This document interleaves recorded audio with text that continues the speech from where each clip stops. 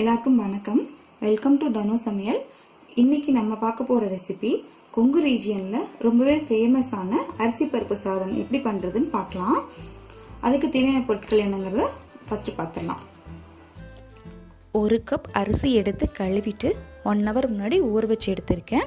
1/4 cup அவரைப்பருப்பு இல்லை மொச்சப்பருப்புன்னு சொல்லுவாங்க. அதுதான் அரிசி பருப்பு சாதத்து கூட எக்ஸாக்டாக போடக்கூடிய பருப்பு.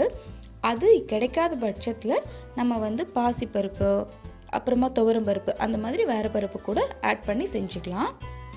2 ஸ்பூன் துருகிய தேங்காய், தாளிக்கிறதுக்கு கொஞ்சமாக எண்ணெய், 2 வரமிளகாய், 1/2 டீஸ்பூன் மஞ்சள் தூள், 1 டீஸ்பூன் மிளகாய் தூள்,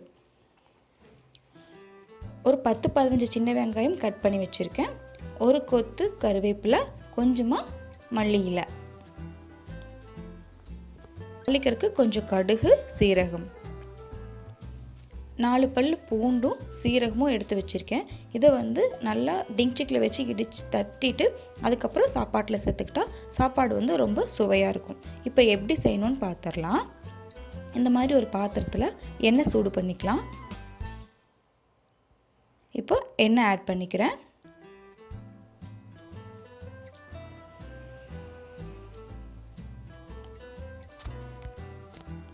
எண்ணெய் சூடானதுக்கப்புறம் கடுகு சீரகம் சேர்த்துக்கலாம்.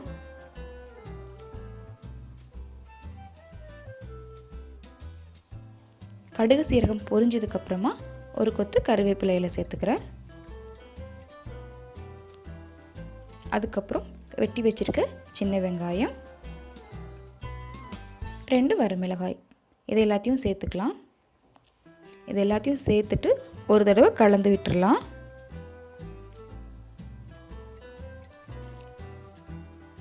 கொஞ்ச நேரம் வெங்காயம் வதங்கட்டும். இந்த மாதிரி டிரான்ஸ்பரண்ட்டாக இந்த அளவுக்கு வதங்க வரைக்கும் வெங்காயத்தை நல்லா வதக்கிக்கலாம். அதுக்கப்புறம் நம்ம தட்டி வச்சிருக்க பூண்டு சீரகம் சேர்த்துக்கிறேன். இதையும் ஒரு தடவை கலந்து விட்டுடலாம்.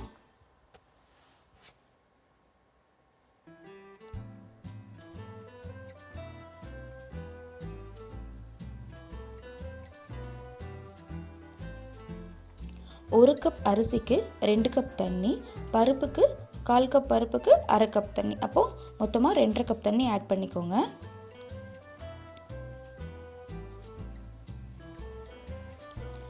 ½ டீஸ்பூன் மஞ்சள் தூள்,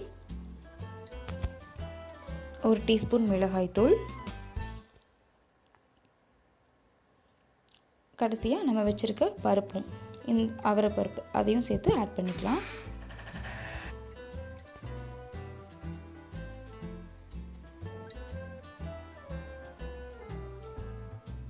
அதுக்கப்புறம் தேவையான அளவு உப்பு ஆட் பண்ணிக்கிறேன். இப்போ லாஸ்ட்டாக அரிசியும் ஆட் பண்ணிக்கலாம். நம்ம எடுத்து வச்சுருந்த 1 கப் அரிசியும் எடுத்துக்கிட்டேன்.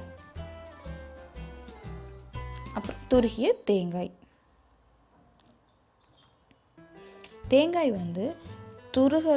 துருகாமல் இந்த மாதிரி சின்ன சின்ன பீசஸாக கட் பண்ணி போட்டாலும் இன்னும் நல்லா டேஸ்ட்டாக இருக்கும்.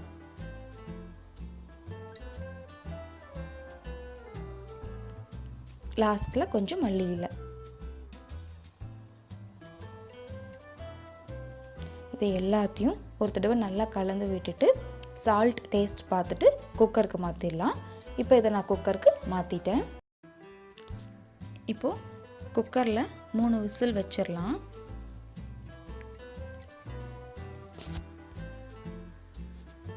இப்போது 3 விசில் வந்துருச்சு. ஓப்பன் பண்ணி பார்க்கலாம். நம்மளோட சுவையான அரிசி பருப்பு சாதம் சூப்பராக ரெடி ஆயிடுச்சு. இதை ஒரு தடவை கலந்து விடலாம். அதுக்கு முன்னாடி நம்ம வச்சுருக்க மல்லி இலையை ஆட் பண்ணிக்கலாம். இப்போ அந்த மல்லி இலையை ஆட் பண்ணிவிட்டு ஒரு தடவை லைட்டாக கலந்து விட்டுடலாம்.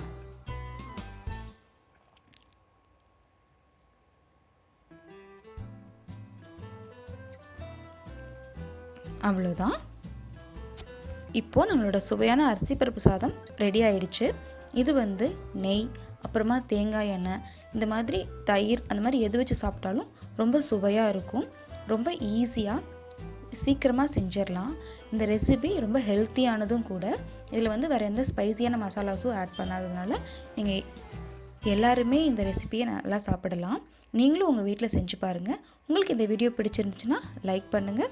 தனு சமையலுக்கு சப்ஸ்கிரைப் பண்ணுங்கள். தேங்க்யூ.